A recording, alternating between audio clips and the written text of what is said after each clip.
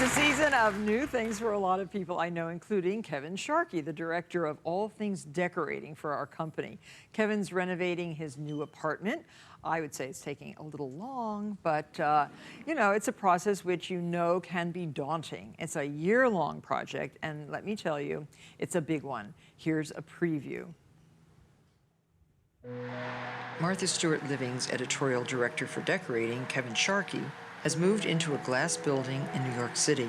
His apartment has floor-to-ceiling windows and 11-foot ceilings. So there are a few design challenges Kevin must face. I have lived here for about a little over a year. Before this, I was in a 400 square foot studio on the Upper East Side of New York. I never, ever, ever would have imagined that I would be living in a building like this because it's literally a glass box on the Hudson. It sounds completely crazy, but if you could spend some time in each of your rooms empty and really sort of experience them, I think it will save you a lot of trouble and it'll help make your spaces more functional and more personal. Kevin has been living with almost nothing in the apartment except for his bed in the living room and lots of clothes in the dining room. My charge is to design a living room, a dining room, outfit the kitchen so that it has everything it needs to have, according to Martha. There are 3 bathrooms and a master bedroom. Oh, and a laundry room. The laundry room seems to be this thing that I'm hung up on, and we're gonna do a pretty amazing laundry room and a closet. That's what I have to deal with. It's a lot of windows, a lot of floor, and I don't have a stick of furniture that's gonna stay. Although there are a couple of Guanyin sculptures here, which, they were just so expensive, I can't figure out how I could say, heave them out.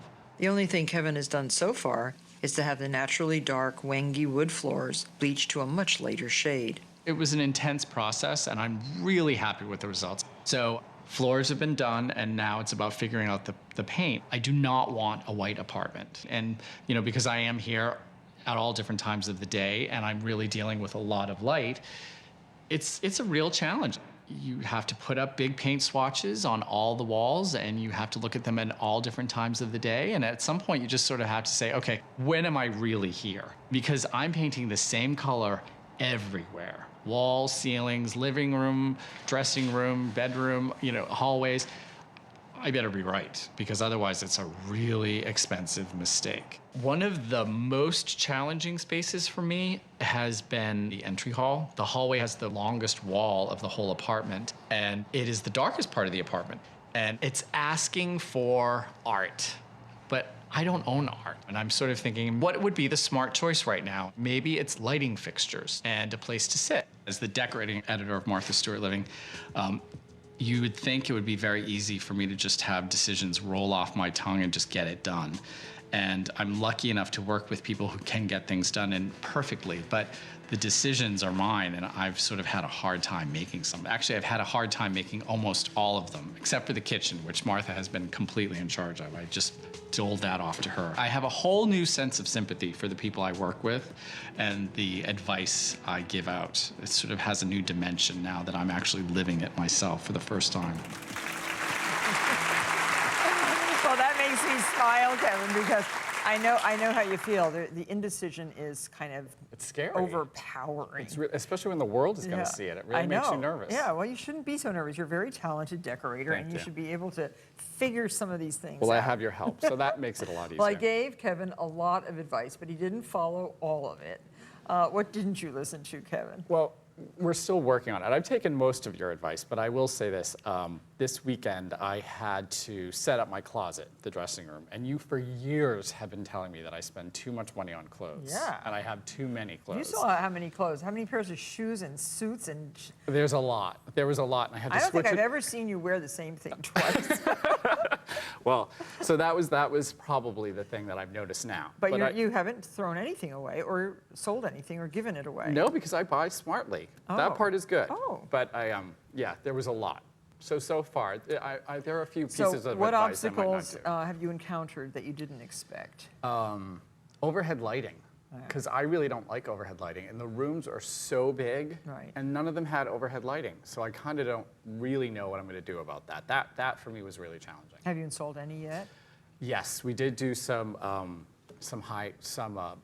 drum fixtures and things like that. But even that, it makes you a little nervous because you want people to look good. So overhead lighting is not very flattering. So you have to be, figure it out.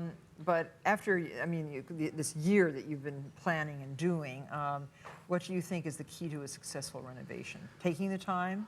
Taking the time. I really had the luxury of living in those rooms when there was nothing in them, and that made a big difference. They were still pleasant, right? Oh, yeah, it was great, but I really went through about 14 different ideas without actually having to do them, so that saved me a lot of money.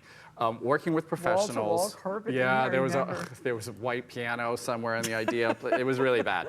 I think working with professionals, but you have to have a strategy because even they need to be sort of figured out. And then neatness, because I'm living there. So if it's dirty, I go crazy. And I don't understand how anybody can work in a messy environment. I'll call Kevin on the weekend and say, what are you doing? And he says, cleaning. Vacuuming, laundry. Yeah. So those are the three most important things. So for are me. you still, do you have any decisions that are still giving you trouble? Yeah, actually Alexis and I talked about it this weekend. Upholstery. My daughter, by the way, is going to be living in the same building. Yes. But she will not move in until it is done. Done. And hers is about 5 times as big as mine, and she's almost done, and I am still way behind. But yes, so I'm lucky enough to have her up there. And okay. So what's the problem? It's just making sure that the color is right. I almost think I want to paint first and then figure out what it looks like because there's so much light in there. And upholstery is a big deal. You don't want to make a mistake there. Absolutely not. I think that's the plan. We're going to keep you abreast of Kevin's progress, and along the way, you'll get a lot of practical ideas, essential advice, and special tips. And you should really check Kevin's blog on a regular basis because you have so many great things on your blog. I looked today at ABC Carpet. Isn't it terrific? Yeah. It's all the stuff I get to do. So it's going to have the mishaps, the failures, the daily dramas, as well as the successes. I like that, and I think everybody else also learns from other people's problems and challenges and mistakes, and hopefully no mistakes. Too expensive. You can't afford mistakes. No, nobody can. No. Not me and not anybody else. So if you think about it and you get good advice, you can pretty much avoid them. Yep. Well, we'll be right back. Thanks, Kevin.